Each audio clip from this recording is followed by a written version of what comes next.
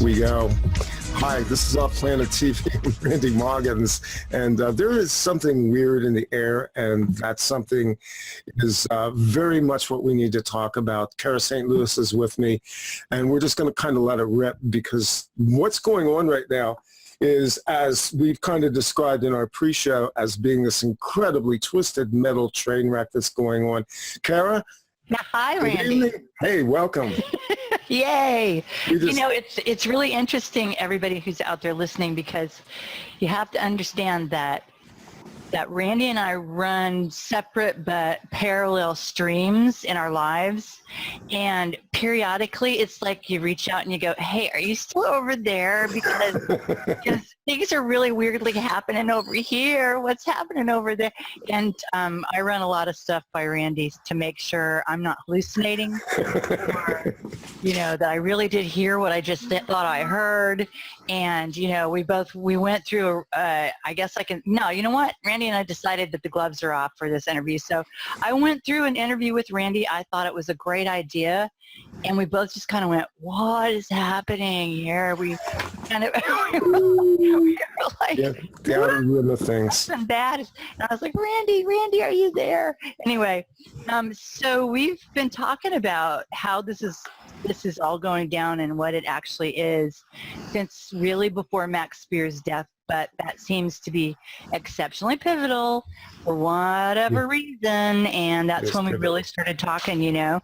I mean, I know Randy said, and he's going to tell me what he thinks now, because it's been a couple of months, and in our business, that's like 2 decades. So he thought it was a shot across the bow at the time. And I've had people approach me and say it was an accident. I've had people approach me this, that, the other thing. But the first thing Randy said was it was a shot across the bow. And the reality is, even if it wasn't somehow an accident, okay, it certainly served there was a cosmic purpose in there. Yeah. That, you know, it was like a knife in the gut of the alternative community. And it started things falling and caving in and people turning on each other. And it became a free-for-all. And the dust hasn't really settled yet. So it's really interesting. A couple of people just kind of disappeared from the scene. Maybe they'll come back at some point. And a couple of us just sort of hunkered down and refused to talk to anybody that we absolutely didn't trust completely until the dust settled. Yeah. But we also continue to do our work, because we have to continue to do our work. Yes, we do. You know, what you're talking about there is we've really been in this whole dark season of disclosure, going back to the equinox in June. Mm-hmm. It seems like the page turned at that point, and there has been just rapid fire succession of disclosures and ugly things that have come to the surface. Right. Obviously, Max was one of the most traumatic, because it really was a warning shot. And unfortunately, warning shots sometimes have casualties. Yeah. And this one was big. It rippled across the alternative media in a way that I don't think we've seen before. Never. Mm-mm. I had a parallel event that goes way back to 2012 when we were dealing then with somebody who called himself former White Hat, who was doing this really abusive blog. Was that Drake? It was not Drake. It was I don't know. It was a talk show, radio talk show host named Michael Hemmingson. Okay, I don't know that one. Who is a naval intelligence operative. Oh, there you go. Intelligence in and out of Mexico into the United States. He was on Revolution Radio. Yeah. And he denied that he was who he said he was. We did the forensics, everything from IP addresses to writing styles. There is no doubt in my mind. And my friend, Chris Neal, began furiously exposing him. And as a result of that, Chris Neal wound up being suicided. Oh, He was MK Ultra. He had a suicide program. had a suicide button, didn't he? Yeah. And a lot of us were concerned about this. And this goes into the current scandal. You know, things have dovetailed through in an amazing way that I would have never foreseen. Oh, no. Kind of tragic and personal. So Chris Neal was suicided out, and about 11 months later, it was announced that Michael Hemmingson, the radio talk show host, aka former White Hat, somehow mysteriously died in Mexico and disappeared. Oh, I see. Now, this is how operatives work. Yeah. When they're implanted, embedded operatives become too highly exposed, they take them out, they move them, they take them out of the line of fire. So Michael Hemmingson is not dead. He's simply gone somewhere else to do another op somewhere else under another flag. Right. Chris Neal is dead. And that came back as a result of the succession of things, which was Max Spear's death, and the revelations about Donald Ferguson, a.k.a. Zen Gardner, who was forced to out himself. Let's be fair about this. Don knows this. Everybody else knows this. He didn't have a choice in coming out and revealing that he was involved with a 1970s child pedophilia sex cult. Right. That he had hid for 10 years in plain view on the internet, operating as this love and light guru related to David Icke and Jeff Frantz and all these other high-profile people. And the fallout from that was profound. I ultimately wound up in a huge battle with my former network. I left 3 weeks before the revelations about Zen Gardner. Right. And I warned those people at the network then this was going to bite them in the ass. Mm-hmm. And when it came out and when I did the one thing that I did do in response, I wrote one article where I also exposed some things about myself. You put that on Facebook, didn't you? Absolutely. And that actually, oddly enough, I'm not much of a blogger, and my blogs generally don't get a lot of hits. That one got 3,000 hits on my website, which is probably in the website not by itself. But the interesting thing was CCN, Conscious Consumer Network, then turned around and did a 2-week slam campaign on me for one article that I wrote. There you go. Slandered me, libeled me, brought in this character named Z, who was, for a short period of time, as you know, part of my orbit. I got rid of him. They brought him in. Oh, him? No, they brought him in. They brought him in. Because I don't pay attention to anything they do because they slammed me months ago. Well, of course not. But it was a well-planned, here's a guy who's out there. He's got thrown up his ass for me because I threw him under the bus, justifiably so. He's a cult leader. Yeah. And he basically came out in a show that he did on CCN and said that I was responsible for the death of Chris Neal. So, it doesn't get any better than that. You not only get to lose a friend, but then, tangentially somebody accuses you of being complicit in that. That's the first time that I've dumped publicly about all of this. But what's really going on is just this whole purging process. It is, and this goes into where I was going to start this conversation with you, because I went back to Dangerous Imagination. At the very end of that book, you talked about something there at the end of the book that was very important, and that is the cleansing of our morphogenic field, the rise of the sorcerer. And it's funny because I just picked the book up a couple days ago. It leafed open to this page, and I went, oh my God, this is totally... There it is, right? Yeah. There it is. Exactly. There it is. Isn't that funny? We write these things, and there's so much that comes through us. Yeah. And then later on you go, oh my God, I had no idea we were writing about that. And here it is. And there it is right in front of us. There it is. That's one of those existential questions about writing. It's like, who writes it? Where is it coming from? You know what I mean? It becomes prophetic. It becomes prophetic because we're pulling out of ourselves. Yeah. One of the few things that Coutzbella ever said in his saner, more clear moments was, "We don't write fiction," and I think he's right. We don't write fiction ever. We write reality, and that goes back to the imagination and everything. So, well, when you're talking about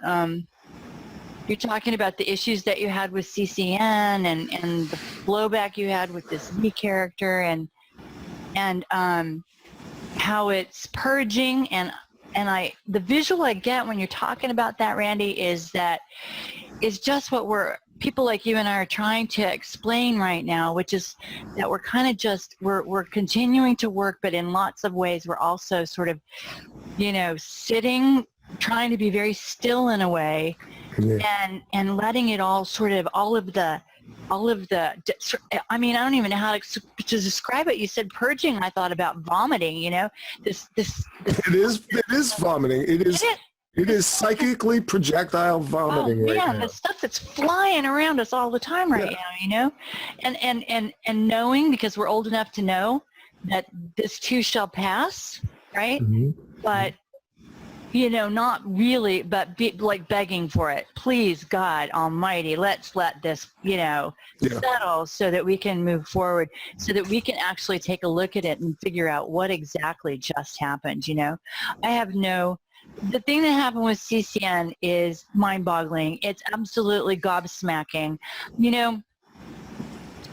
There were two of us that got trashed by Miles Johnston, sort of like two dominoes for different reasons. But after I had all my stuff yanked down, Angela Power Disney had all her stuff yanked down, And so I know of her. We're not really good friends or anything, but I certainly know who she is. And so I sent her a little message. I'm like, "Are you okay? What's happening? What's going on? What's happened?" And so she just said that she had all her crap taken down.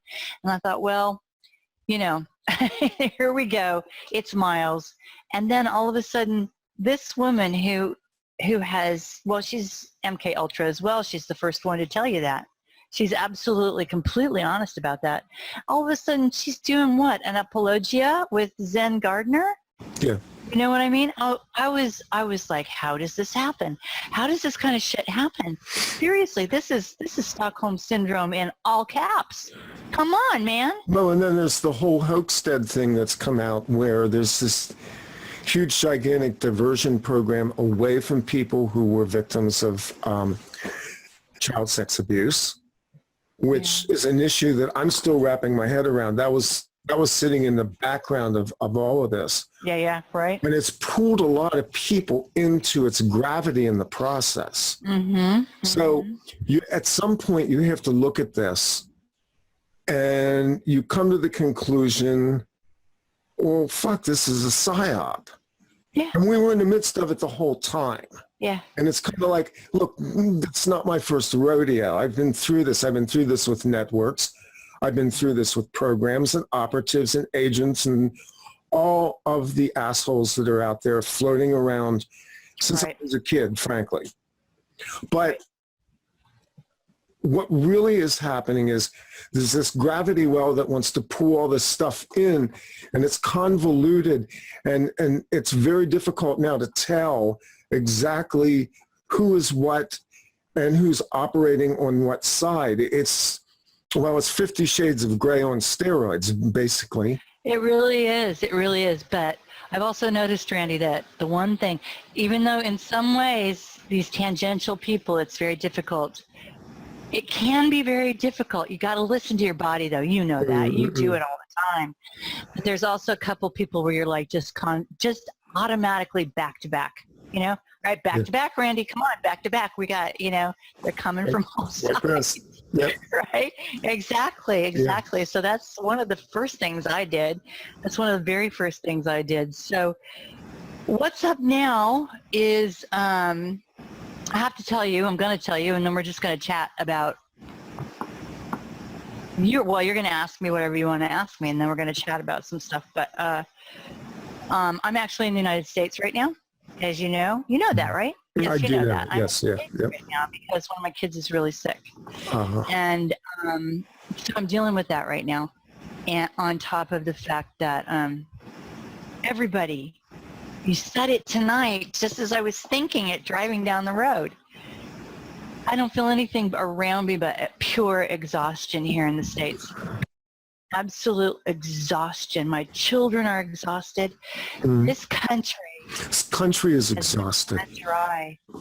It's so funny you bring that up because I just posted onto Facebook a couple hours ago.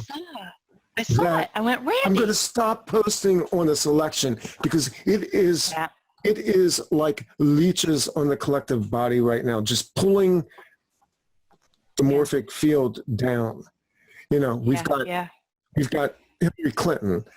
Is she dead? Is she a clone? Is she a CGI?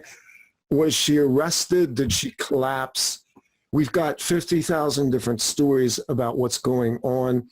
We have Donald Trump marauding all over the country.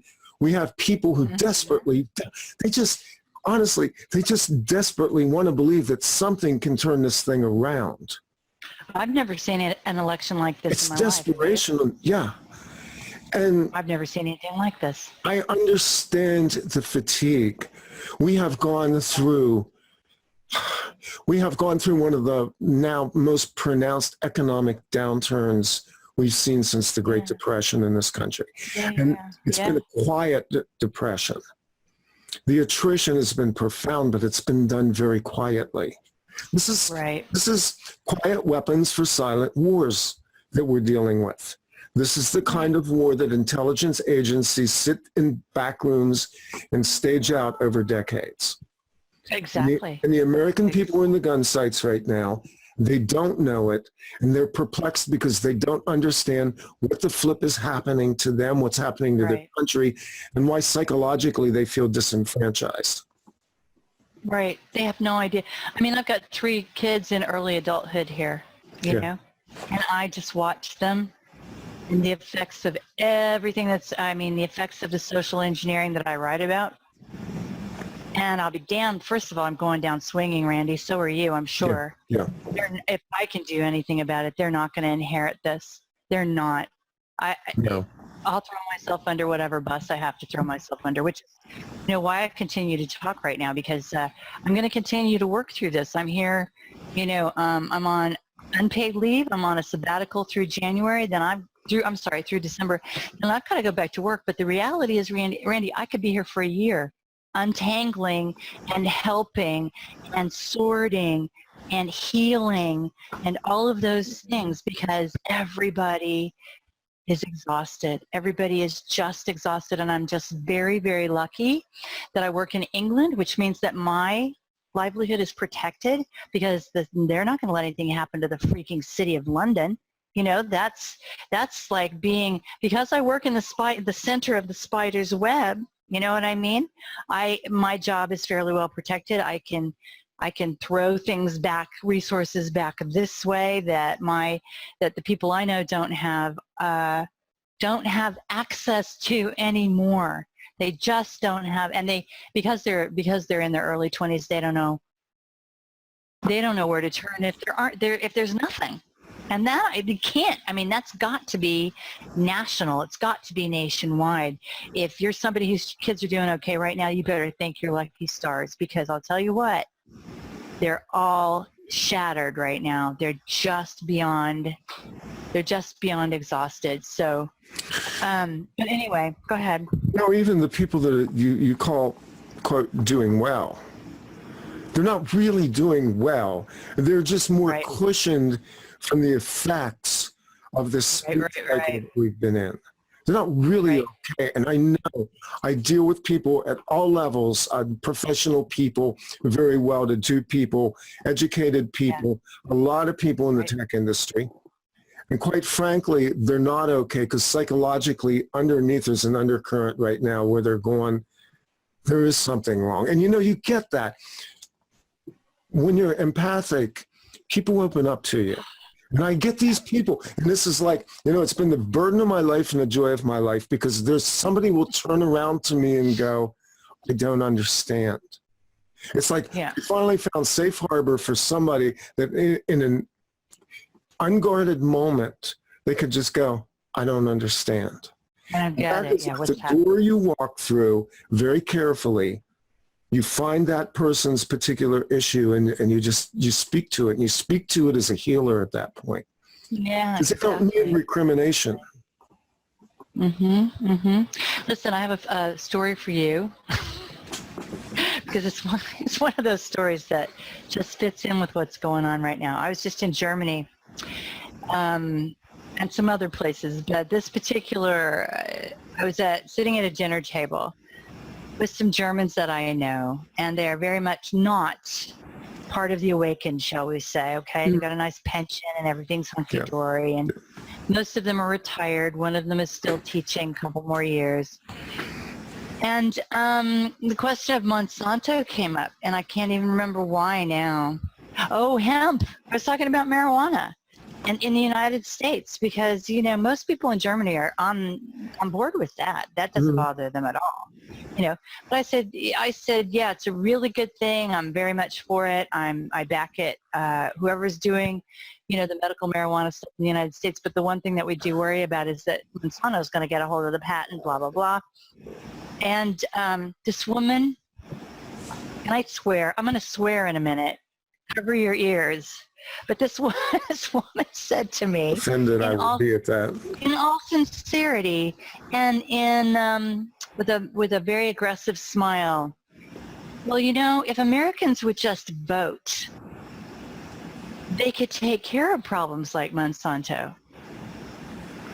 And she said to me, you know, more than half Americans don't vote.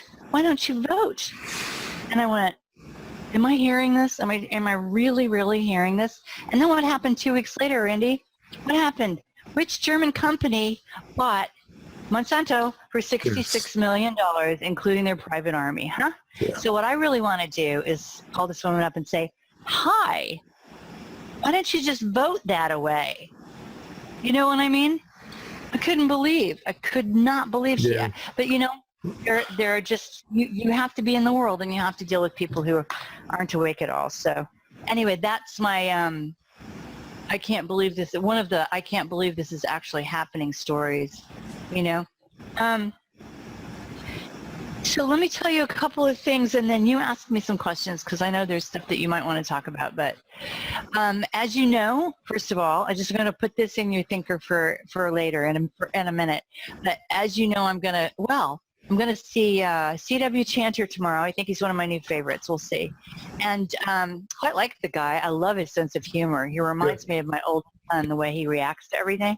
I thought, are you from Philly? I thought he was from Philly, but I don't think he is. I think he's from Virginia or something. But anyway, I'm looking forward to talking to him. And one of the things that he wants to talk about in the end now, after a couple of weeks worth of business has gone by, is he would like to discuss how it is that people, quote unquote, know things. Okay, fair enough. But you know what? That's just an existential question. You can't really answer that, definitively. And okay, fair enough. How do people know things? Well, it's like, did you see the movie Contact? Do you remember when, Matthew McConaughey asks Jodie Foster, did you love your father? Mm-hmm. She said, well, of course I did. And he said, prove it. Right? I mean, some things you just can't nail down, man. Anyway, so we're going to talk about that a little bit. And I thought, oh, gosh, because this existential stuff can sometimes just be obfuscating. It can just be distracting. It can just be away from, things that you need to talk about. But then what that led me to, Randy, was this idea, especially for somebody like me, is okay, fair enough, but how do people, what's more important, the real question is, how do people learn? How do people remember themselves? It's not necessarily how do you know, it's how do we now remember ourselves? Yeah.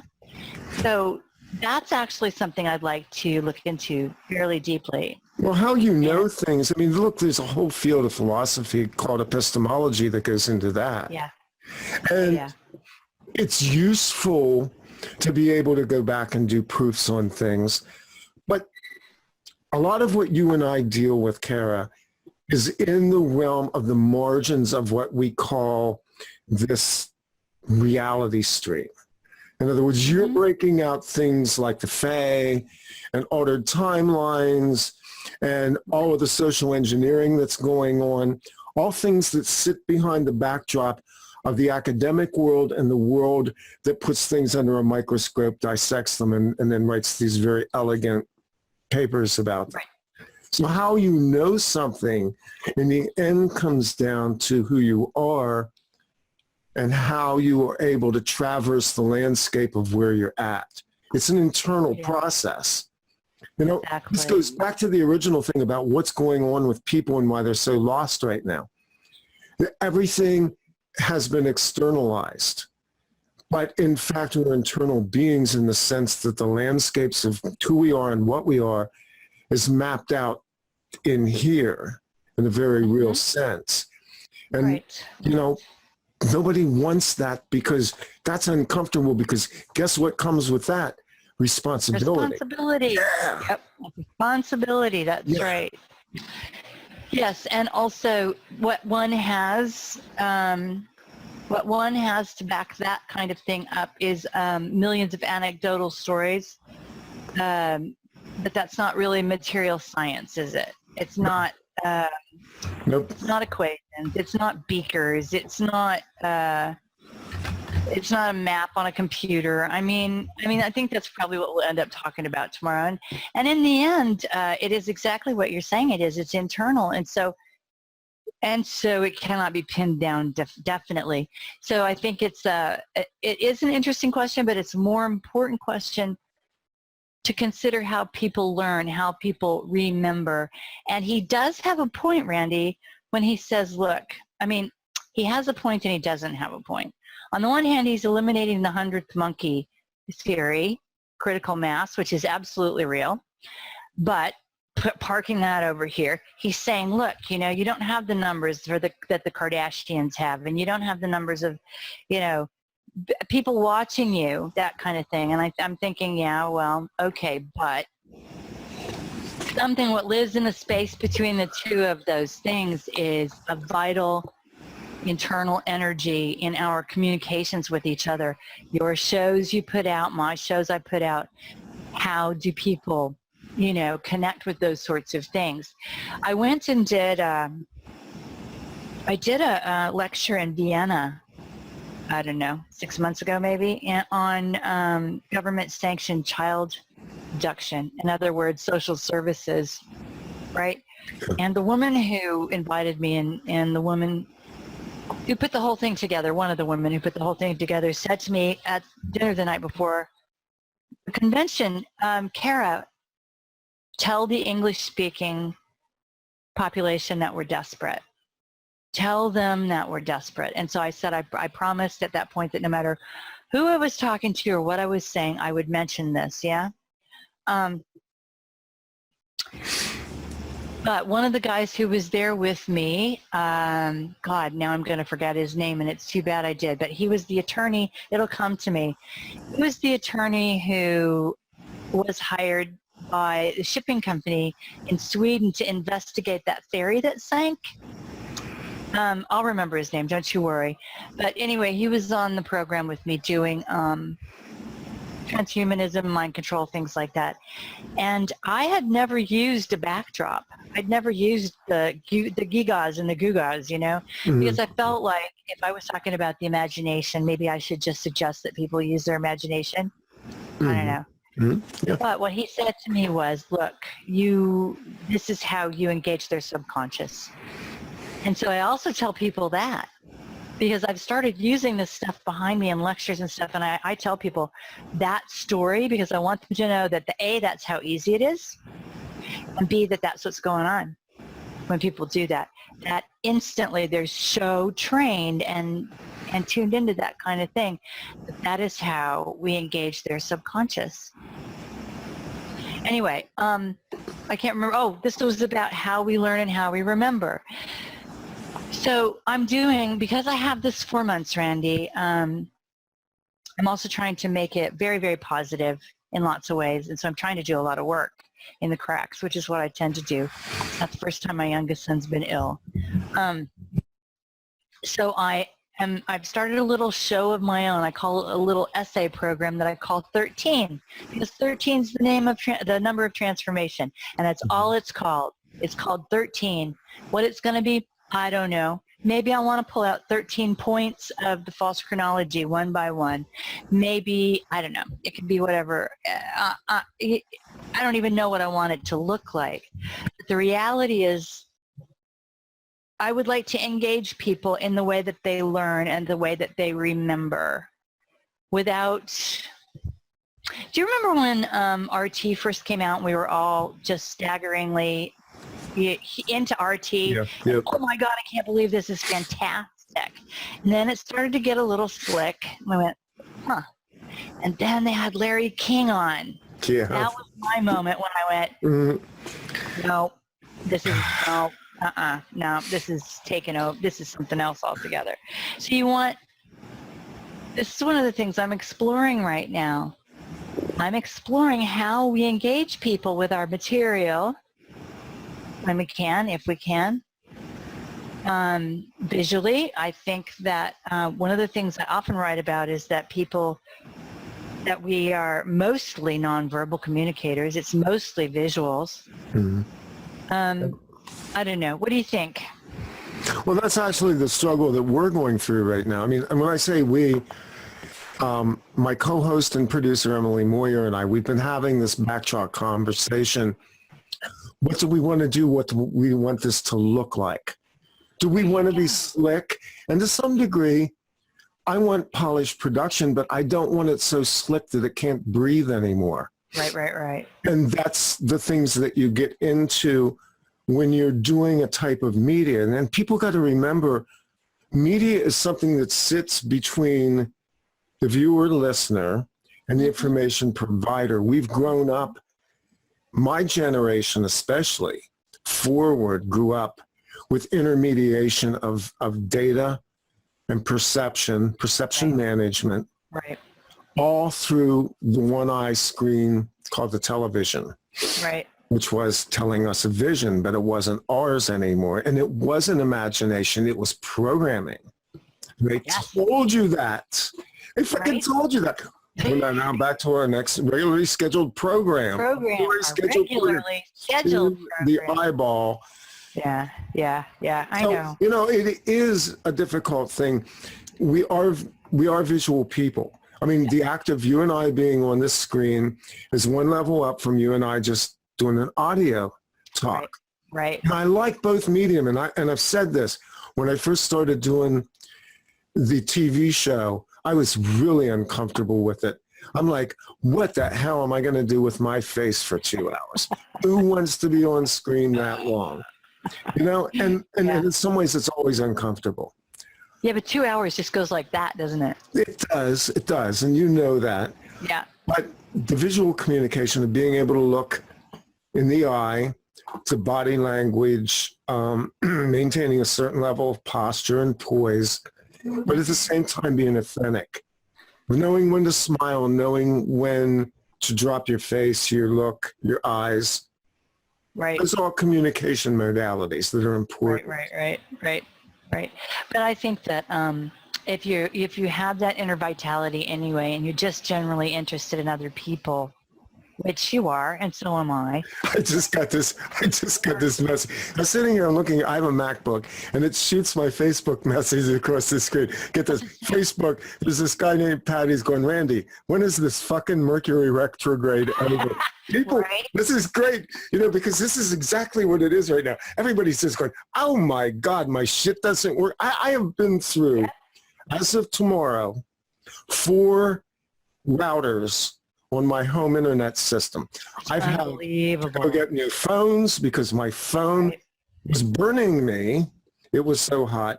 Our internet service, it just goes out. You reboot the router, it goes out again. You reboot the router, it still doesn't come up. Yep. Nothing frickin' works. Nothing's working. I've been trying to get an interview done. I know. I've been trying to get an interview done with James Swagger for like a week and a half now, and it's just not You know I what I love mean? James, by the way. It's the one that gets tanked every time. And Yes. he's like, no problem, no problem. Well, I'm saying, yes, problem. Yes, problem, because he's an expert on the Fae. He's, yes, problem, James. I'd like to know what you have I would like to have this discussion. But the universe doesn't seem to want us to, Mercury does not seem to want to have us to have this discussion. And, it's really funny, too, because there's two things I was going to say. I was going to say a minute ago, I've got this camcorder. I don't know where it is. I'm not going to go find it. But Yashka bought me a camcorder, okay, so that I can do this kind of stuff. Mm-hmm. But hilariously enough, if you watch, have you seen the first episode of 13? You need to look at it. I have not. No, you would enjoy it. It's only 24 minutes. Go look at it. Tell people where they can find that, by the way. Yeah, it's on Hard True, which is my YouTube channel. Please go. Okay. First of all, oh gosh, now I'm going to say a few more things. I have a YouTube channel, finally. It's called Hard True, 2 words. And in there, I'm parking all my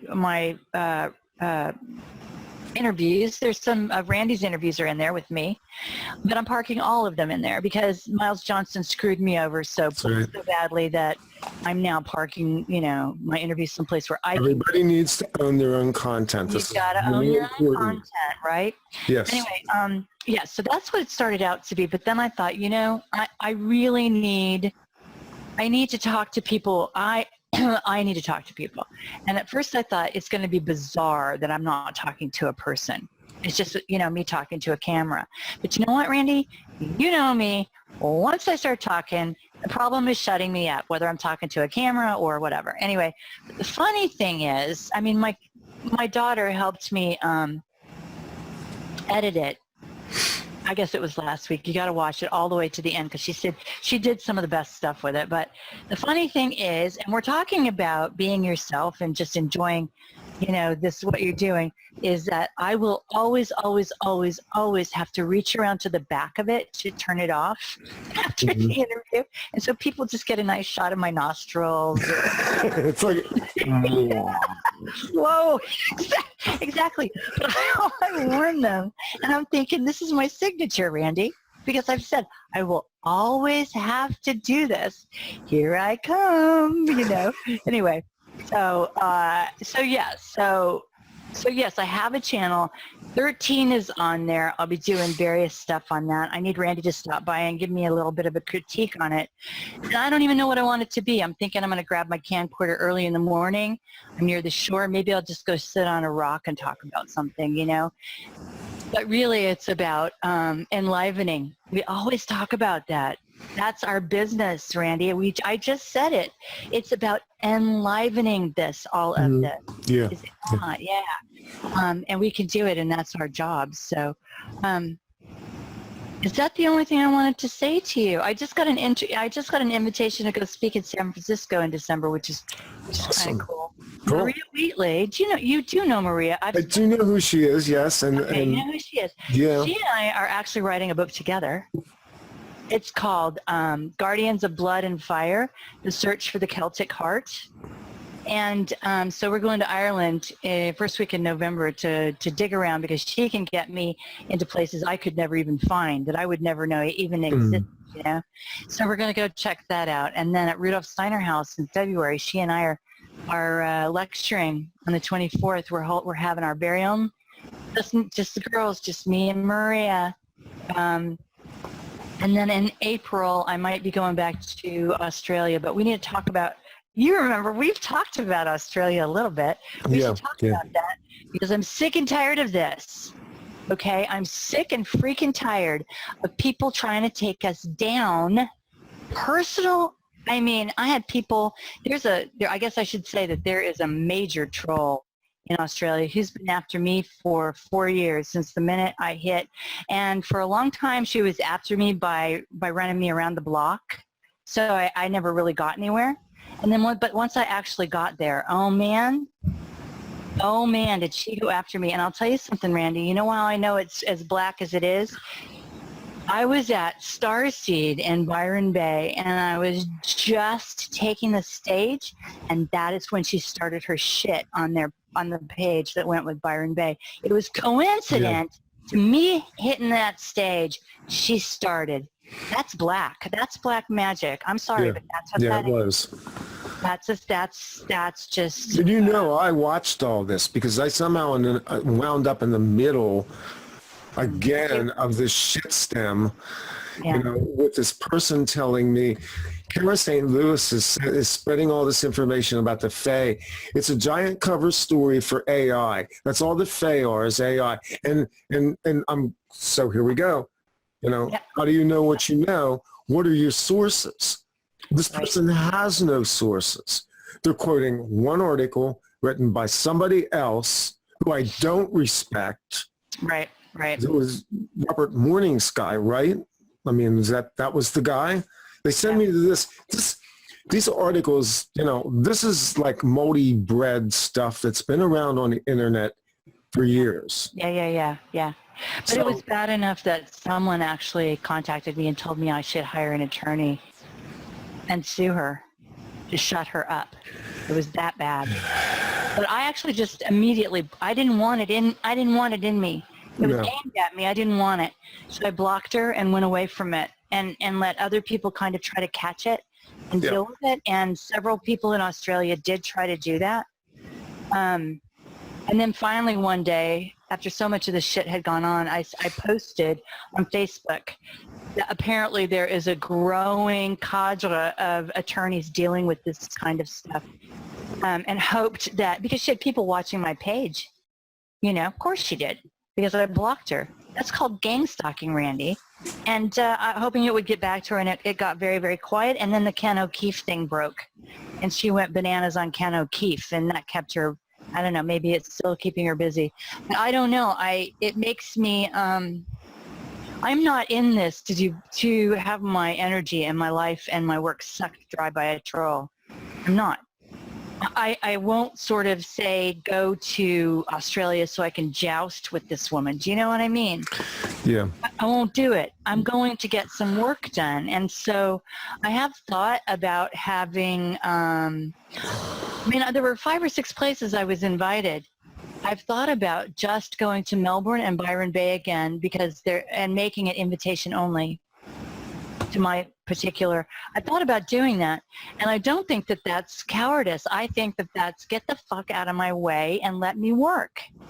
I'm not gonna. I just don't want to spend my energy tangling with you, because that's what you're there to do, is make me spend my energy tangling with you. That is the point of all of it. Even on the YouTube trolls, the character assassinations that go on. I mean, look, I was told directly by people close to me what was going on with CCN after I left. I didn't watch any of it. Right. I still have never watched all but about 10 minutes of one of those interviews. Right. I never saw what they did when they put Z up. I didn't listen. And my comment back was simply this. If I get sucked up in this, it will consume me. It will consume my energy. It will dilute my power. And quite frankly, I don't need to defend myself. I've been doing this when these people were still puking green. I mean, quite frankly, I have enough of a legacy on the internet, and enough people who have met me know me that I don't need to defend myself. Right. You just keep going. Yeah. People have short memories, and also they do, and that's... I've learned in the last couple of years that most people don't catch this shit as it goes by anyway. No. And you just keep going. I mean, look at what just as an example, how I know, because I used to work for him, how much negative crap gets thrown at Ike, whether he deserves it or not. He just walks past it because he knows most people aren't going to see it anyway. It's just going to fly off into space. You know what I mean? Yeah. So he just keeps going, making millions and whatever, right? Anyway, so I don't know if I'll go or not. I've got to fundraise it.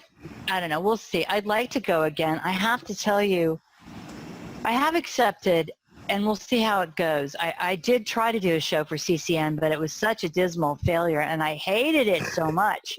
From the beginning, it was like, oh, this feels like being, tarred and just, ugh, I can't do this. So I just walked away from CCN, and I thought, I don't know if I'll ever do that again. But James Swagger on Capricorn Radio is looking for partners, which I've already said to you, in case you're interested in some kind of a house, for your house. So I'm going to start, I think on the 9th of October, I'm going to try, it would be 11 a.m. Saturdays. Okay. And we'll see what I'd like If to there do. was going to be a network, and I'll just say this because James and I go way back when Do he you published. know him? Oh my gosh, yeah! When he I did published not his know. first book, I was one of the first people that interviewed him. He was on Off Planet Radio back in the day. Yeah. And you know, a couple of times he popped in on my show. He'd be on the chat room and he'd come in. One night I didn't have a guest bailed on me, and James pops up and we do 45 minutes talking about his trip down to Peru and the ayahuasca thing. Yeah. Very spontaneous. And so, I mean, I got to say, if there's any place where I would probably feel at home, it would be there. Yeah, I'm going to do it. I'm going to do it. You know, for right now, the challenge has been to try and do something a little more independent. And it's not against anyone. I know. You got to find out. You got to find out if you can do it on your own. Yeah. You have to. I mean, it's one thing, you know, I'll be honest with you. Miles Johnston drove me crazy 60% of the time, okay? But he had such a huge audience, and he was so receptive to what I was saying that I was just like, yeah, I can cope with this for now. I haven't seen anything particularly, you know, shady yet. He's just a little strange, or, you know, you'd have to call him. He's 2 hours. That's kind of a story I can tell you right now, too. He's 2 hours outside London, so in order to interview with him, you got to drive to his studio. So it's a drive, you know, but you got to call him that morning to remind him you're coming, because he'll forget. He'll just not be there, or he'll be playing with a microphone, or he'll be off with the fairies. I mean, that's Miles. It's just, you got to do it. But the one thing that let me know in my gut that end times were near is when he hooked up with Christine Hart. I have no idea where that woman came from in terms of her association with Miles. She just always gave me a really bad feeling. I'm just saying, this is very subjective, guys. This is my opinion. I'm not trying to troll her, but I will tell you that she came out of nowhere, and I don't really know what that was all about, and it's kind of still there. She actually didn't come out of nowhere. She's actually been embedded in the at least some level of mainstream media in the UK for quite a while. Yeah, that's true. She has connections to the BBC, which triangulates to Miles' background. Yep. And I do believe her story. She basically was called into a mind control operation. She seems to me to be a monarch type person. Yeah. But she says she is now, doesn't she? I think she's kind of copped to that.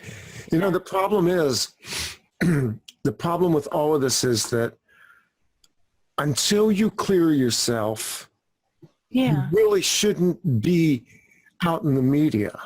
Right. And I can say that because I know dozens of people out of projects. And I know what they've gone through to heal, to be in a place where they can intersect with people in a meaningful way and not become another vector of control. Right.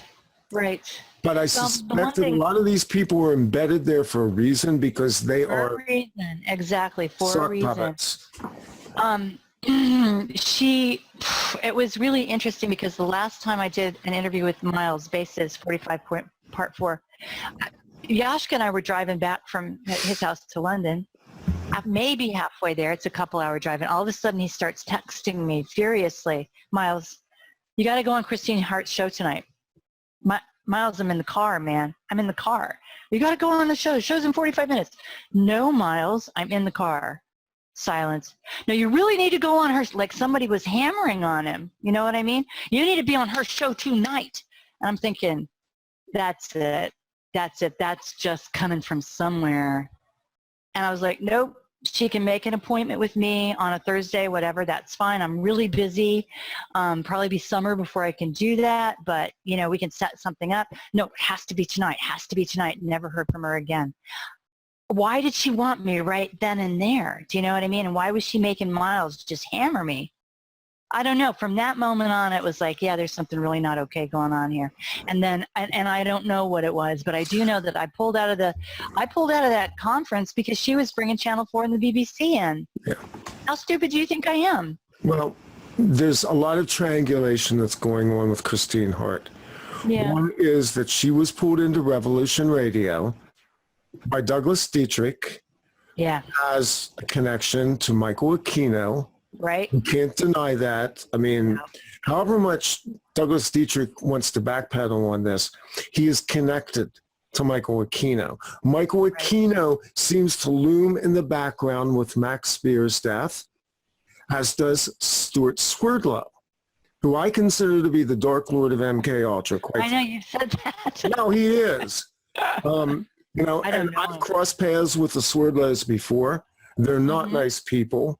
Yeah. I was on a network with him. I avoided him like the plague. And I don't really give a crap because I'm not saying anything out of class here.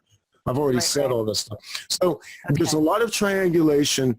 That particular radio network, I have no problem saying this because I've already proved it. That particular radio network is an op. It was put there to pull people in, audiences, hosts, and to do harvesting. That's what it's there for. So, the Satanists are, do you feel like the Satanists are becoming more visible in terms of the alternative community as well? I do. Yeah. And here's one of the reasons I think so. There's a huge rumor, and it's just a rumor. I hope I don't get in trouble for saying this, but it has been going around for a very long time that there's a very famous actor who heads the Church of Satan in Los Angeles. He's a funny man. And I recently saw him pictured with David Icke and Icke's son. And I thought, look at that. Isn't that interesting? Because Satanism just is, I don't know, popping up everywhere. Anyway, so that's it is. Aquino, you've got Christine Hart, you've got, I don't know. It's just. Well, if the problem isn't that. Look, Miles this isn't his first rodeo either. He's been around the block a few times. Yep, he has. And I've given him, for whatever it's worth, because I don't think he cares what I think. I mean, it was like Kerry Cassidy in Project Camelot. I gave him a lot of latitude before I finally said, you know what? I watched what you did with former White Hat. I watched how you promoted this guy. I watched how this blog reached out and began attacking a lot of my friends, and I watched one of my friends die as a result of this. Right. So at that point, all doubts are laid aside, and I just go, okay, you're dark. And with Miles, if Miles is innocent, then his discernment is so poor that he shouldn't even be in journalism, because journalism is a game of discernment, gut instinct. It has far less to do with facts than it does having the instinct to know which corner to turn. Yeah, I think that one of the things I've seen when back in the day when Miles was interviewing Angela Power Disney, she mentioned that when Miles would interview herself or another woman who had that sort of past and mind control and conditioning, that he would get triggered.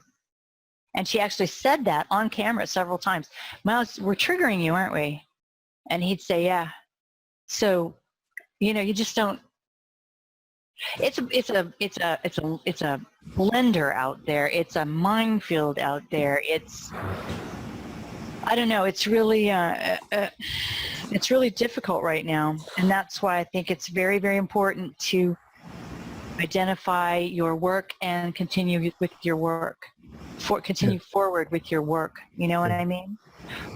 All of the work that I've done on the Fae, and for me, it is such an exciting thing.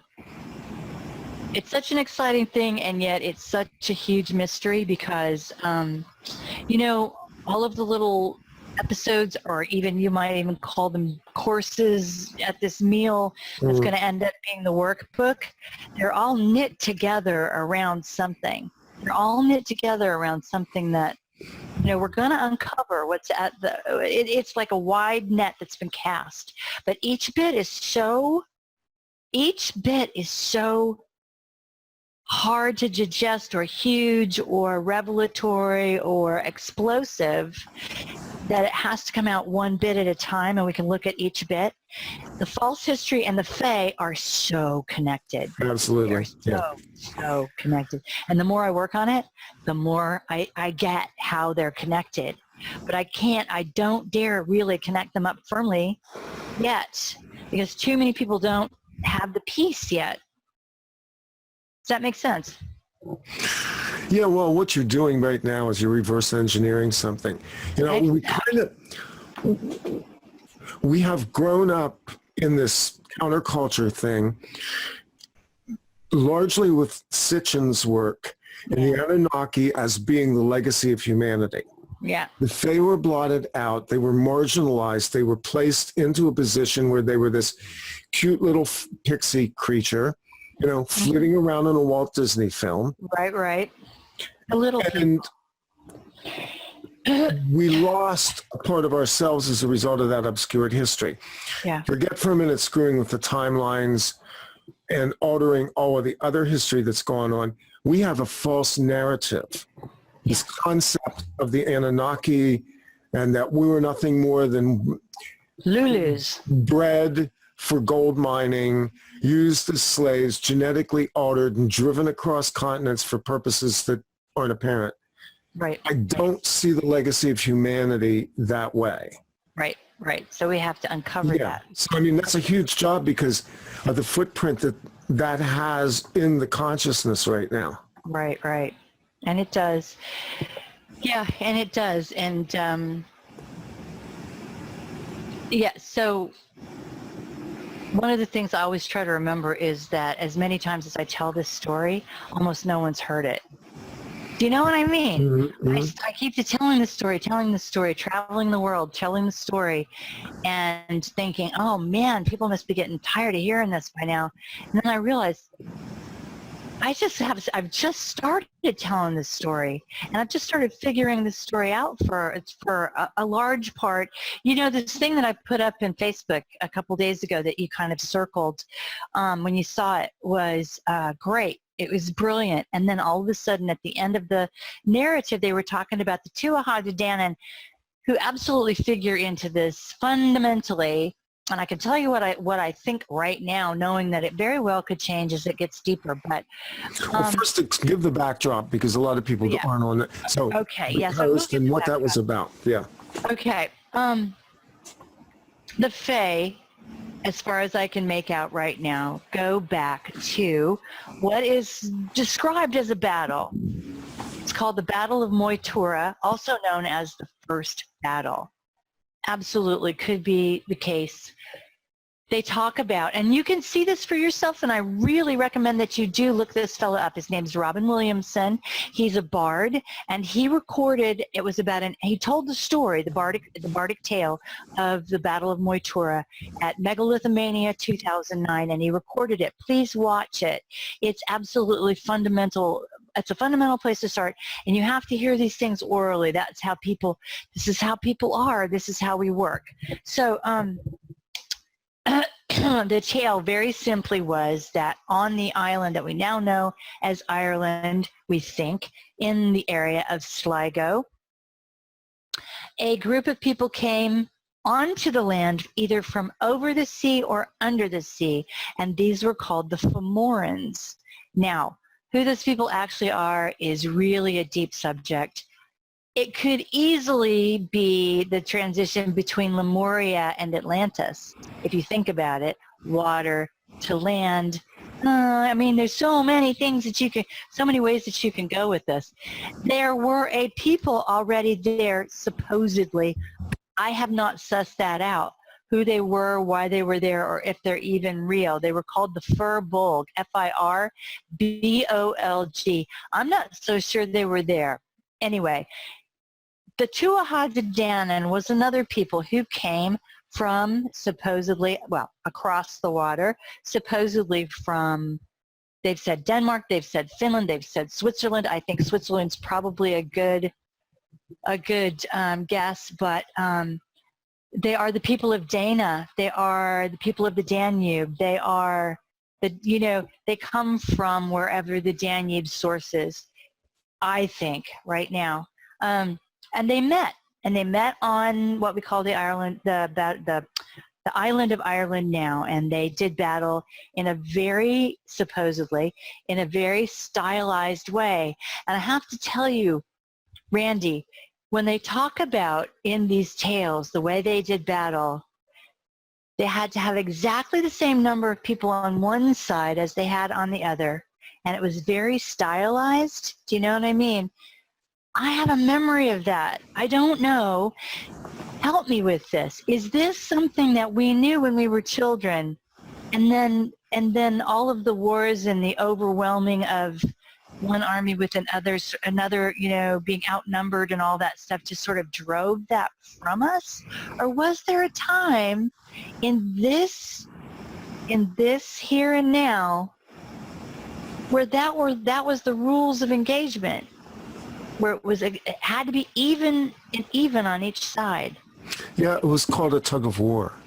Remember when you were a kid and you played a tug of war? Okay, so that's kind of a pantomime. It's kind of but you would have even teams. And the idea was balancing between the different strengths of two sides, given, let's say you have 5 people on each side, the average strength, but you would be surprised to find out sometimes that the team with the 95-pound weakling, that would have been me back in 6th grade, would sometimes win tug of war just because of the will that was involved with it.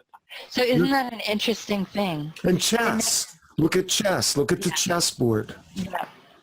They make a very, very, they go over that territory quite a bit in these tales of the war, of this engagement, that there was an even on this side and even number on this side. Okay. Now, one of the things I want us to remember when we're talking about this is that we come across the water from England or even from Norway, really, on a ferry. Do we not? We go on a ferry. A ferry, yeah. From one land to Ireland, we take a ferry. Okay. This is just, it's just the etymology and the wordplay that you put into this. And folks, you know, that's one of the reasons why you need to get Kara's workbook, Episodes, the Fae. You is the Fae. Yeah. But I have to say, that's not really, even though I continued that because it set me on fire and I wanted to, it didn't come from me. That came from a German fellow called Erhard Landmann. Erhard Landmann works in, he doesn't work, he lives in Germany, and he's very ill now. He's been working on this since the early 70s. But he's somebody who, he was an IT specialist, I think, working for Siemens many, many decades ago. And he's one of those people who will sit down with something and just not let go of it. And he'll see the play in words, you know, sort of a John Nash character, really. He'll see the play in words and he'll see the patterns in words. And he started to see these patterns and he wrote about it. And then he started to talk about it and everybody ignored him and they treated him like a fool and all of those sorts of things. But the etymology that leads us back to understanding that there is evidence aplenty on this planet that the Fae were our seed race. Etymological research is accepted scientific research into cultural origins. It is, you know, you make yourself happy with the science behind this because that etymology is an absolutely accepted way to look into this stuff. Anyway, the Tuatha-De-Danann, where was I with that we started on explaining that? Even sides, the battle. Do we remember this? Go. Yeah. Okay. Now, I do, generally speaking, try to tell the personal side of this, even though, I mean, some people that's what they resonate with, and some people just want to hear the other stuff. But, you know, for me, it was like I'd been waiting for a very long time for all the tumblers to twirl and the things to fall into place so I could go, this is what I'm going to talk about for the rest of my life, isn't it? This is why I'm here. This is why I'm here, okay?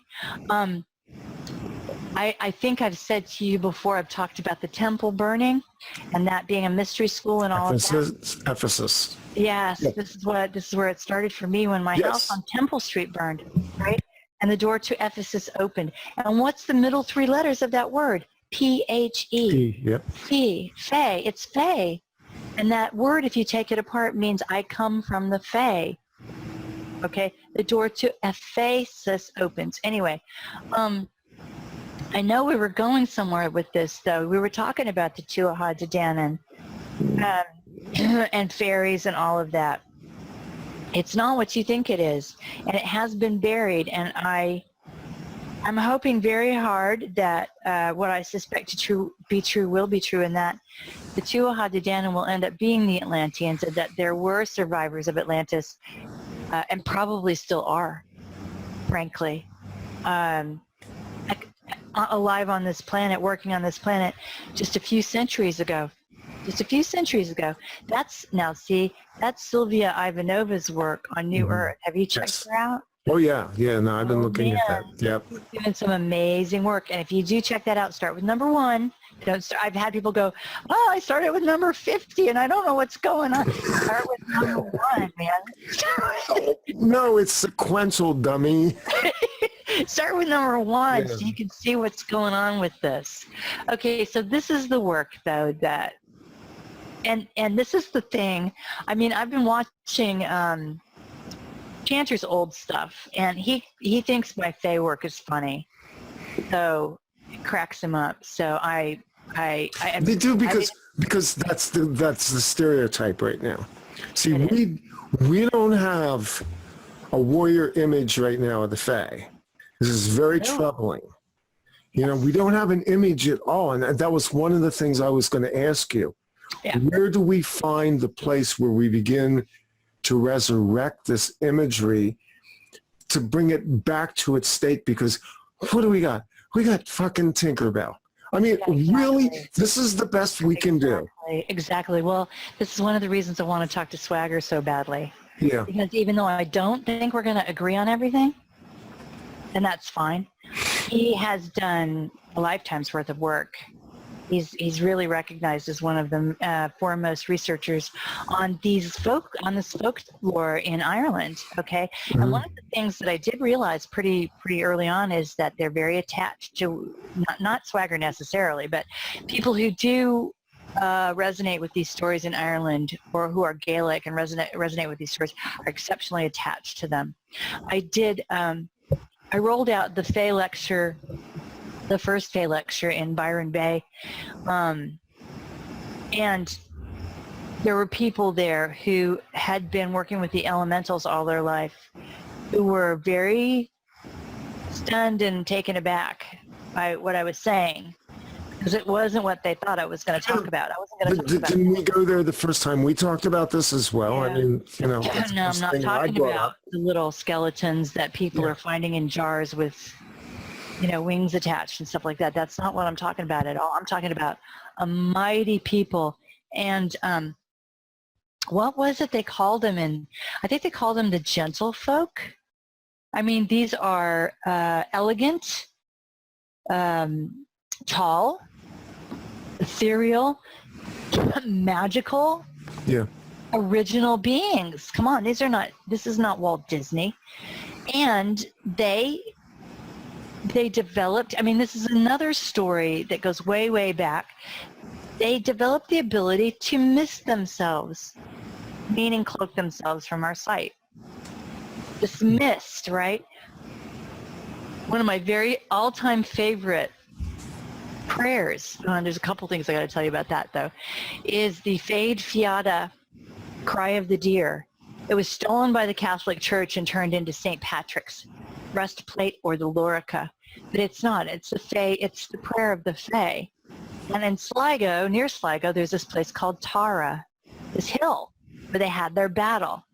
And the prayer goes that Tara, today, in this fateful hour, I call on heaven with its power, the earth with all its darkness, you know, the lightning with its rapid wrath.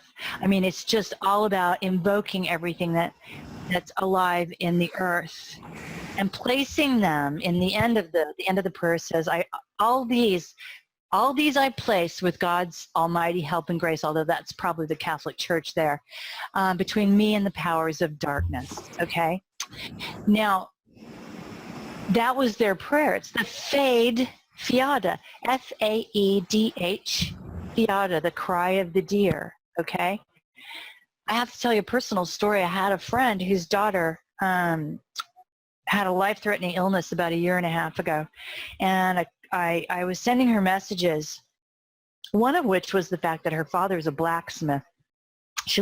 They live here where I am right now.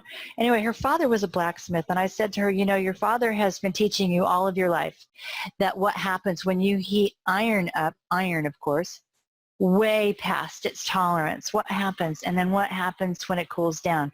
You've made something completely new, right? Mm-hmm. And the iron has everything to do with the Fae, right? And I said, and I'm going to give you this prayer to take into the hospital with you. And so she took it with her, and she said it all the time, and she ended up, she's fine now. Had to have her bone marrow transplanted. She had, is it pernicious anemia? It's aplastic anemia. That's what it was. Yeah. And you know what her name is? Ready? Dana. Her name is Dana. And I just realized not too long ago that that all goes together. I told her that not too long ago. I said, guess what, Dane? Guess what? You know that prayer I taught you? It belongs to the people of Dana, man. So, but my not difficulty, but challenge right now is to, my challenge right now is to find a way, Randy, to describe the polar, not dual. I don't like to say dual because that's something else altogether. Duality is not who we are. We're polar.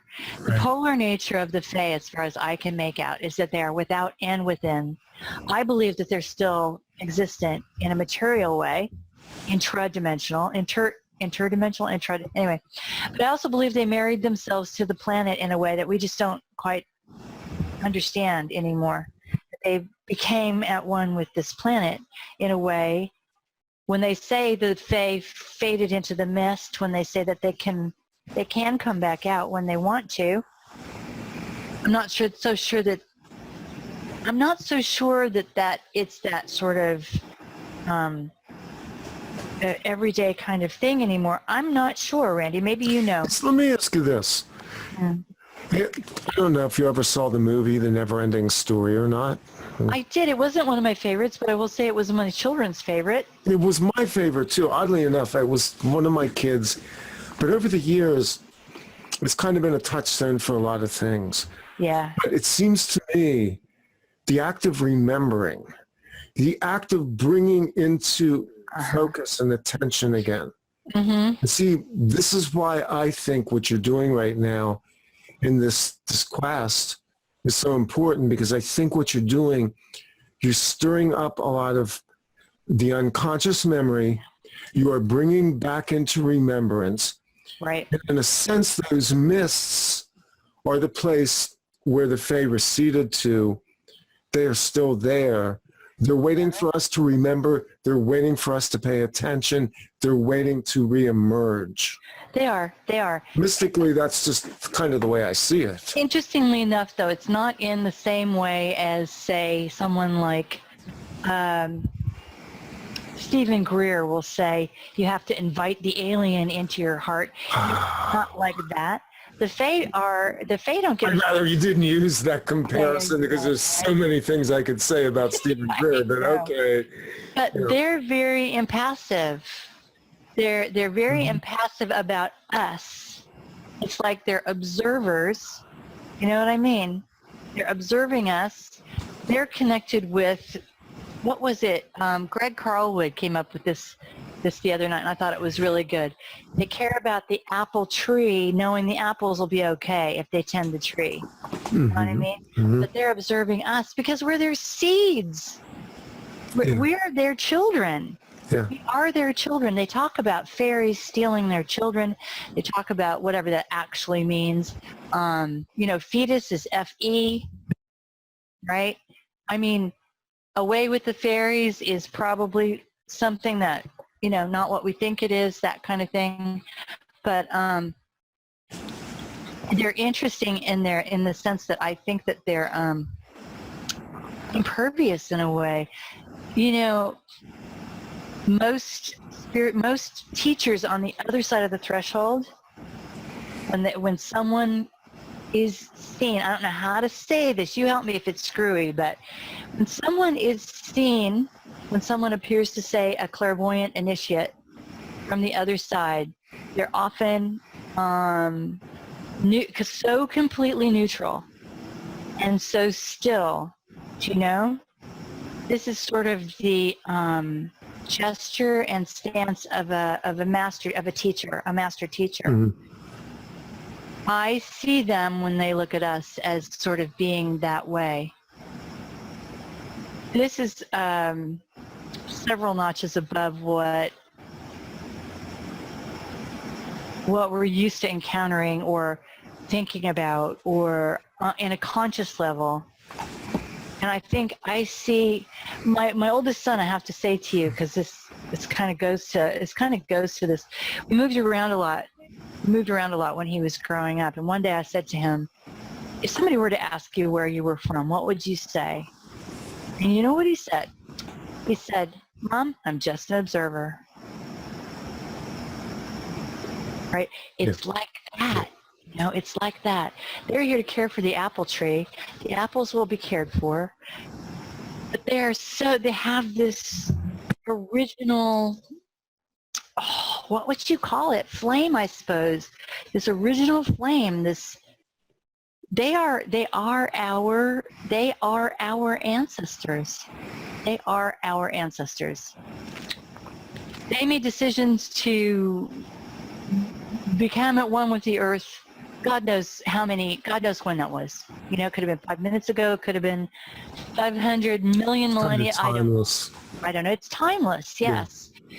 They are very, they're married to the planet. The planet is a spirit. The planet is alive. Mm-hmm. The planet is mostly water. I'm going to get off on one of my favorite tangents now. The planet is mostly water. Water is where our memories are.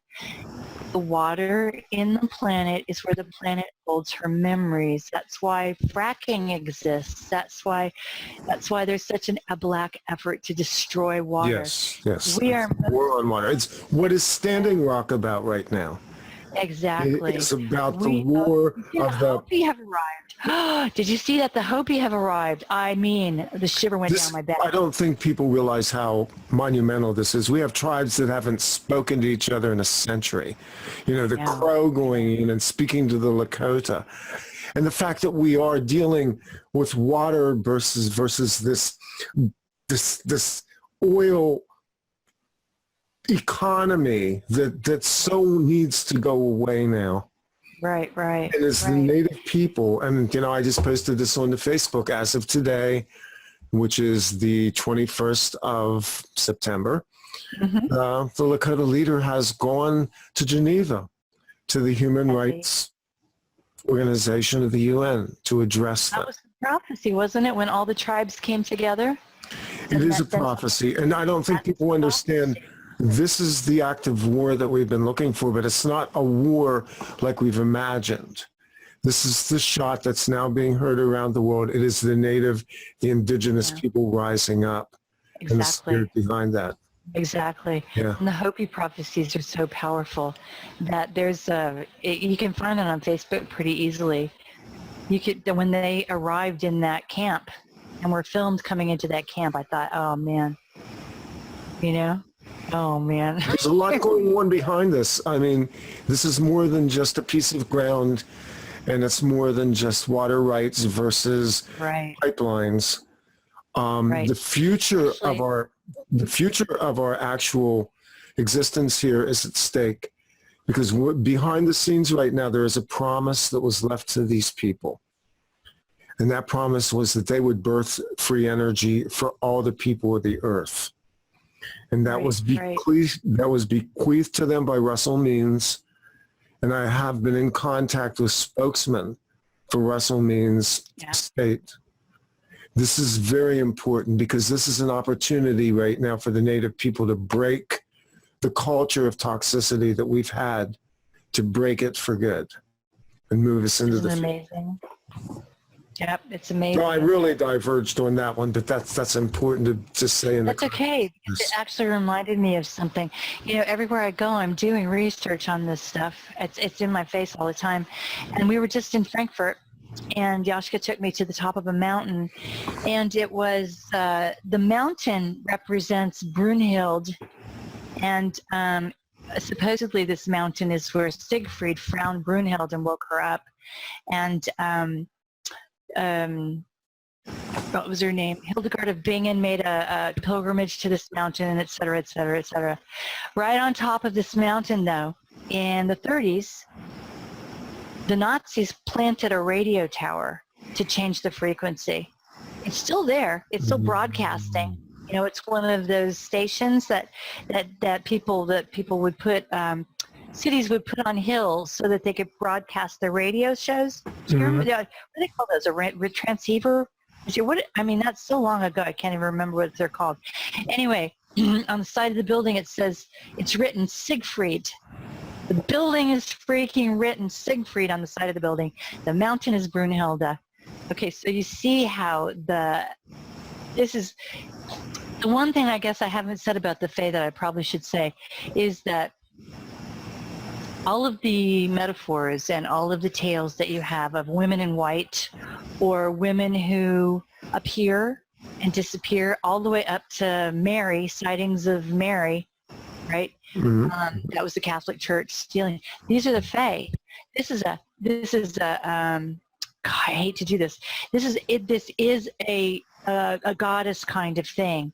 And when I say that, I try to be very, very careful because it's really just now that the sacred masculine is also starting to be resurrected. That's not so when I say things like that, I try to be very careful not to, fall back into these patterns of making everything about just the female. Right. But these women, you will find these tales everywhere. Sorceresses, fetillero, I think is what they're called in Portuguese or Spain. Women in white, sightings of Mary. I mean, this is everywhere. So when I say Brunhilde, the mountain is Brunhilde, this is the ring cycle that Wagner put together. Right, very important. Yes, very much. Yeah. Dabbing the top of it with a phallic symbol and calling it Siegfried and changing the resonance frequency of that mountain. And this happens all over the place.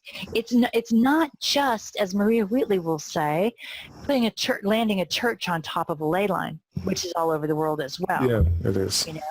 The Fae were the protectors of the ley lines as well. The ley lines are being massively destroyed. CERN sits right on top of one of the most important ley lines on the planet, and Maria will say the ley lines are just being mangled right now. And if anything brings the Fae back to our consciousness, it's going to be that. I think that's one of the reasons that they're coming. They're trying to. Look, we need intervention. We need a champion.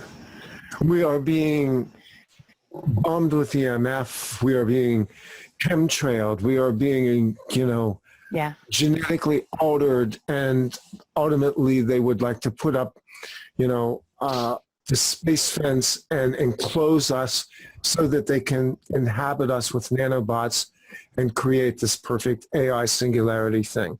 What better foil for that than the champions of the original nature, the original people, to revive the spirit of what humanity really is. That's right. That's right. And frankly, that's why, I know several people who self-identify as Draco, and they won't be in the same room with me. The only one who would was Harold. But I think that was an assignment, to be honest. Know what I mean? Yeah. Yeah. But like Simon Parks won't be on the same stage with me every time he finds out every time he finds out I've been invited, he bails. Okay? Stuff like that, it's stuff like that. Why would, and I said, this is something I said to Maria, why would a Draco want to be in the same room with a Fae? This couldn't be as far, this couldn't be as farther away from each other, if you planned it. So Yes, what better than the Fae? And the best thing about that is they're only here to awaken the Fae within all of us. We will be our own savior in that way. It is not savior programming. No, it's not. I use the term champion, which is a completely different meaning, because ultimately it goes back to the beginning of this conversation. We have to be responsible. Yeah. We are responsible for reclaiming our past and taking a hold of our future and ensuring that our generations continue on a world that's worth living in and not some biological cage. Right. Now, I think the person who visually wrote the best about this was Tolkien. If you want an idea of what the Fae are, Tolkien wrote about them. Yeah. He absolutely wrote about them. So, and the reason also, when you're thinking about the transhumanism that could engulf us, that is all around us all the time, think about the full spectrum assault that has been required just to get us this far. Yeah. Think about that. Yeah. How mighty are we, Randy? That they have to go to these lengths to try to capture us. I mean, really. So anyway, it's quite the labor of love, and I feel really like I have to stay on track to get the Fae going, no matter what gets thrown at us, right? So how long do you perceive it'll be until the next chapter? Episode? Yeah, the next episode. Oh, well, I was going to write the next episode about what it is that really sustains us. Mm-hmm. Because we are beings of light and not food. Yes, that's exactly right. Psyops that's ever been run on us. How do you like that? I really think that. I think very much that if people knew the truth about food and about breatharianism and about us taking light into our body, if people really knew the truth about that, everything that's bad in the world would fall. It would all fall. Yeah. I think that's fundamental. That should be my next one. I am ever expanding on the Fae. There's probably going to be a whole book on, there'll end up being a full book on that. Right now that's coming at me so fast and furious that I'm going to end up writing a whole book on it, and I will be collecting up all the conversations that I have. People like yourself, people like Randy, or people like James, there was a fellow in Australia, Dan Schreiber. Do you know him? I don't. You should know Dan Schreiber. He runs Starseed. That's his thing, and he's actually South African. There's a mountain down there called Fae Mountain. Oh, wow. I know. Oh, that's amazing. I got chills. I got to interview him because they took me away before I had a chance to really, and also it's Aboriginal territory, and Aborigines are still in dream time. They're not ever going to come out of dream time. They're going to fade into the distance, I'm afraid. But there are a lot of Aborigines around Starseed, and I was there for maybe 2 hours when I realized that there was something different about time down there. Like I could get about 20 minutes worth of it into 1 minute without realizing it, I'd go, wow, what the hell's happening here? Time, what's wrong? What's with time down here? I brought that to Dan Schreiber, and he said,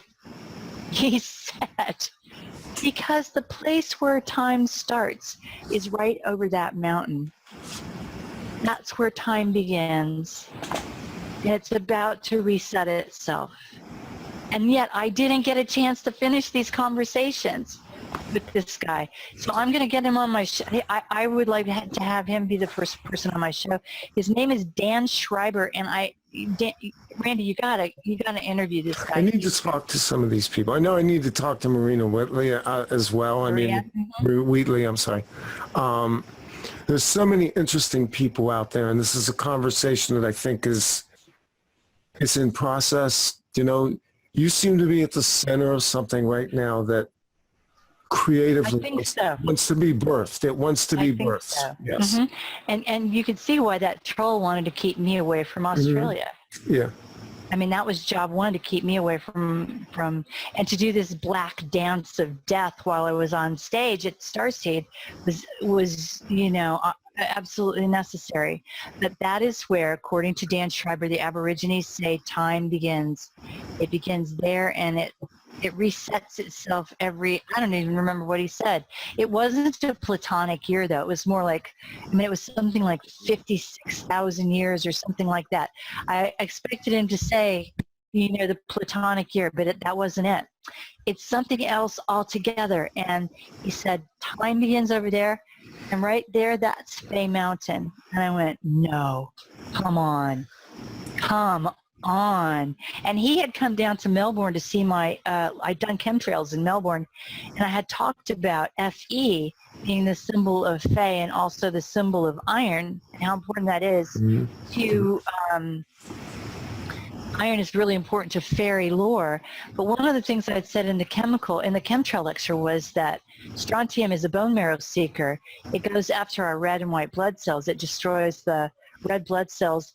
And so this guy, up goes the hand, he was just channeling everything. Yes, I'm thinking you were talking about Fe and how that's the iron symbol. And then last night in Melbourne, you said that strontium was an iron seeker. You see how these are all coming together? Mm-hmm. Yeah. They're after the iron in our blood. They're after the Fe in our blood, are they not? Yeah. Randy. Come on. Well, we're reverse engineering there's a reason why they're doing all this stuff. And yeah, Lore is coming back now to decode all this. It's more powerful than the black magic that they're spinning right now.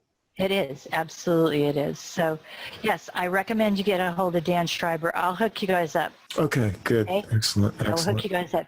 He does a lot of traveling. But he's a pretty great guy. So, and he's hooked up to the Aborigines as well, which is also very interesting too, So what else do you want to talk about, bud? Well, that's what I was going to ask you, if there was anything else we wanted to talk about. And we could have 3 different conversations. I need to get up tomorrow morning and drive to Philadelphia. So you do? Okay, we won't keep this going very much longer. But the one thing, and you can edit this out if you think that you need to, Randy, but I said this on 13, but you didn't see it, so you don't know yet. I don't know. I've got a PayPal donation button up. Okay. And that's because this is unpaid leave till January, and we need donations. This is a massive medical situation. So if you think this is inappropriate, edit it out. That's fine. No, but it's not. I'm mentioning it on everybody's show that I go on, and it is World Lectures, all lowercase, one word, at AOL.com. That's the PayPal link. Please donate if you can. As you know, I work for a living. I don't rely on donations. Yeah. Right now, I'm finding myself in a position I've never been in, and this is where I need to be right now. And I will continue to work, and I will continue to bless the situation, because it's given me time, which is the one thing that happens. It's given me time to work on these kinds of things. But it's also serious business. This is what it is right now. So very serious. I am going to say that, and no, I have no problem with that at all. We put a need out there. We send energy out. We have the right to harvest back, and people need to learn to give, because there's circularity to giving. Anyway, so not to be a giant pain, but that's what it is right now. So I am definitely putting that out there. And we've had some responses, and that's very encouraging. It's very encouraging to me. Also, Hard True, go to my YouTube channel, please. If I get 25,000 subscribers, I can use the YouTube studios in London, not too far from where I live. Yeah, you I'd can. like to do that. All right, because anything that we can use. Yes. Out. So please subscribe to the channel. Please subscribe to Randy's channel. Remember, Randy and I are back to back right now. He's somebody you can trust. So I know I do. Thanks. And I've got Terry on Friday as well. Terry Joyce, yes. Yep. And who do I have on Saturday? I've got somebody on Saturday too. I'm just interviewing like crazy. Zany Mystic. You know that show? I do, Zany yes. Mystic is Zany Lance Mystic. White. Yes. Yeah. So I'm Great interviewing show. like crazy this week. Yeah? Yeah. All right. So What else? say hi to CW Chanter for me, and I will. I'm so looking forward to that. I told him, you better not tear me a new one either. And he said, I'll be on my best behavior. well, I don't think I'll he be on knows my who best he's messing behavior. with, because you could be a rather formidable foe yourself. I think he knows that. I've I think seen he that. knows that. Let's pull him in, though, because he's a good guy, and I think he's got a lot to offer. Tell Anyway, people, all right. tell people again where they can find you. Don't forget your Oh, yeah. your online presence, your website. Yeah, I've got Kara St. Louis on Facebook. I've got a magazine, vortexcourage.me, one word, www.vortexcourage.me. That's my online magazine. I've got books out. Please interact with the material. I'm not writing this stuff to listen to myself talk. It's really, really important. The Sun Thief, Dangerous Imagination, Silent Simulation. And we got a couple of episodes out on the workbook. One is the false chronology. That's a really tough one to, there's a lot of cognitive dissonance that goes with that. I'm working on that. I'm working on that in my little essay show called 13. We're breaking that down a little bit because we need to, so people can grab that. And then the very beginning of the Fae is episode 2. Get into that one, realize that I'm working hard on that one. There will be more material, but don't wait, because I'll tell you what, by the time the workbook is put together in the next year, 18 months, it's going to be 600 pages long, and I do not recommend that you encounter all of I don't either. No. One bit at a time, one course at a time. And Randy said it. I mean, no one has ever said that to me, but he's absolutely right. We're reverse engineering this. But you know what? It's kind of a race, because they're using the same tools that to close the holes that we're using to reverse engineer it. So you got to get out there. You got to get into the fray. You got to get yourself started, okay, so that you can help yourself and help other people. And then I've got Randy, I've gone bananas. I've got a YouTube channel, Hard True, with a little essay program on it called 13, and I'm getting ready to put my little toe back in the water on the radio show circuit with Capricorn Radio. James Swagger's network. Yes. Yep, and then in the United States, that'll be every Saturday at 11. Probably see Mr. Randy on there eventually. You will. Yeah. But I mean on my show, too. Yeah. Yeah, your show and my show. I'll have you on my show. we'll just go next door and have a cup of coffee. Randy cares. Let's have some coffee. And I think that's it. And also, please donate. World Lectures at AOL.com on PayPal. worldlectures@aol.com. And we'll put all of these links, all of the stuff about Kara up, and we will nag you ruthlessly. Read the books, study the material, watch the videos, because this is unveiling before your eyes. It is. I am open to comments, by the way, on my YouTube channel. But what I've said is, if you are a bore or a troll, you're going to live to regret this, I can tell you. Right off. I will kick your ass right off there. If you have something constructive to say, do it. I'm all ears. Yeah. But I have only had to kick one person off so far. And so what I've said is it's something like 0.0079% of my viewership has had to be kicked out, which is actually really great, because it's really good. Saying, it's almost like saying my kitchen floor is clean enough to eat off of. You know what I mean? That's awesome. You know what I mean? So anyway, if you have something to say, say it, please, but don't be a bore and don't be a troll. That's right. Randy and I have no patience for this crap anymore. Zero tolerance. Get the hell out of our way and let us do our work. Yep. Be our partners in our work, right? Exactly. Right? Yes. All right, my man. Kara, it's been awesome. I'm not sure what this interview was about, but we got through it and we did some amazing work. And I'm sure when we play it back, we're going to remember all kinds of things we never thought we said before, because we always do. You know what it's about, Randy? It's about the craziness that we're in right now. Yeah.